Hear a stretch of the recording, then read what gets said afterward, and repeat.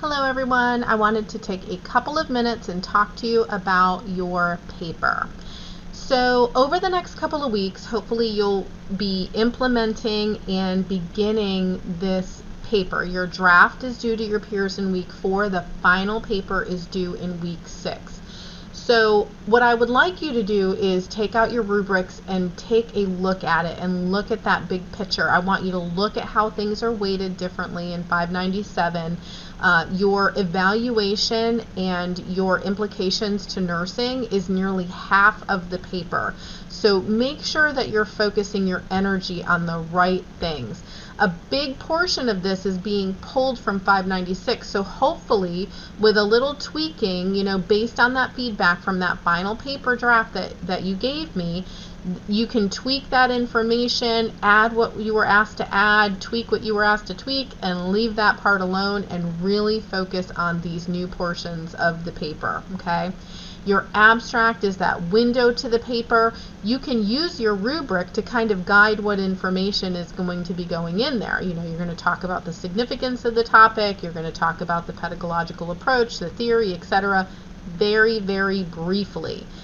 Talk about your findings, etc. Kind of use that rubric to guide what's going to be going in there, and I will give you feedback, but try to get it as succinct as possible, get it as close to 100 words as possible with as much information in there as possible for your draft paper, okay?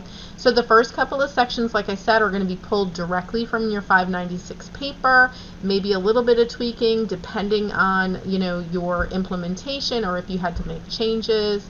Your evaluation section is weighted very heavily, so again, really make sure that you're spending time there. Make sure that you're making that connection between your evaluation and your curriculum map, right? We want to pull back to the original need and pull back to the objectives. Did you meet the objectives or not? Make sure that you're talking about that. That should be clearly connected, your curriculum and your objectives, to your evaluation data, okay? Make sure that that all flows well. Technology is what it is. And then, of course, the implications for nursing and education. This is going to be grounded in your evaluation data.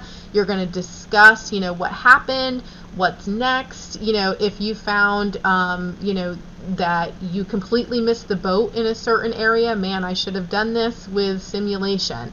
You're going to need to say that, look, here are the evaluations. I realized that this needed to be done in a hands-on manner.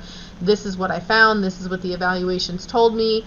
And simulation is appropriate because, and then you're going to provide evidence. You have to have evidence in this section for every suggestion that you make. Every finding that you find, every suggestion that you make has to be supported with evidence. You can't just say, I'm going to include simulation and not back it up. You have to make sure that you're providing evidence at every step of the way. Everything that we do in nursing and education is based on the evidence. So make sure that you are providing plenty of that in that section.